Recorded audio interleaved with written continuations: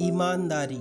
इस साल मेरे 7 साल के बेटे का दूसरी क्लास में एडमिशन हुआ है। क्लास में हमेशा से वो फर्स्ट आता रहा है। पिछले दिनों तनख्वाह मिली तो मैंने उसे नई स्कूल ड्रेस और जूते दिलवाने के लिए बाजार ले गया। बेटे ने जूते लेने से यह कहकर मना कर दिया कि पुराने जूतों को बस थोड़ी सी मरम्मत की जरूरत है, वो अभी इस साल काम दे सकते हैं। अपने जूतों की बजाय उसने मुझे अपने दादा की कमजोर हो चुकी नजर के लिए चश्मा बनवाने को कहा। मैंने सोचा बेटा अपने दादा से शायद बहुत प्यार करता है, इसलिए अपने जूतों की बजाय उनके चश्मे को ज्यादा जरूरी समझ रहा है। खैर मैंने कुछ कहना जरूरी नहीं समझा और उसे लेकर कपड़े की दुकान पर पहुंचा। दुकानदार ने बेटे के साइज की सफेद शर्ट निकाली। डालकर देखने पर शर्ट एकदम फिट थी। फिर भी बेटे ने थोड़ी लंबी शर्ट दिखाने को कहा। मैंने बेटे से कहा, बेटा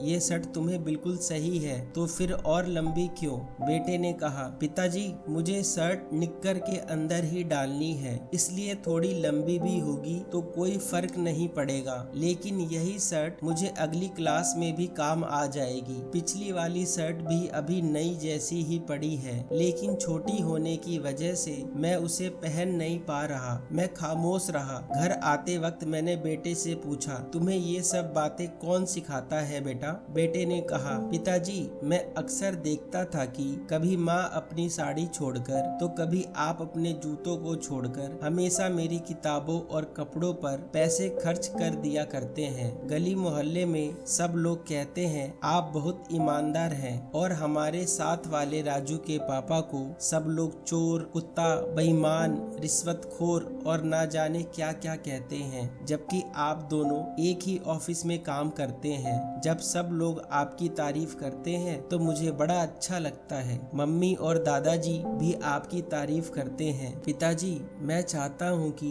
मुझे कभी जीवन में नए कपड़े, नए जूते मिले या ना मिले, लेकिन कोई आपको चोर, बेईमान, रिश्वतखोर या कुत्ता ना कहे। मैं आपकी ताकत बनना चाहता हूँ पिताजी, आपकी कमजोरी नहीं। बेटे की बात सुनकर मैं निरुत्तर था। आज पहली बार मुझे मेरी ईमानदारी का इनाम मिला था। आज बहुत दिनों के बाद आंखों में खुशी, गर्व और सम्मान के आंसू थे। दोस्तों आशा करता हूँ ये कहानी आपको जरूर पसंद आई होगी। इस कहानी पर आपकी क्या राय है हमें कमेंट करके जरूर बताएं, और आपको हमारी कहानियाँ अच्छी लगती है तो इसे लाइक, शेयर और हमारे सुनो कहानियाँ यूट्यूब चैनल को सब्सक्राइब करें। साथ में घंटी वाले बटन को दबा दें ताकि आपको नई नई कहानियाँ सबसे पहले सुनने को मिलती रहे।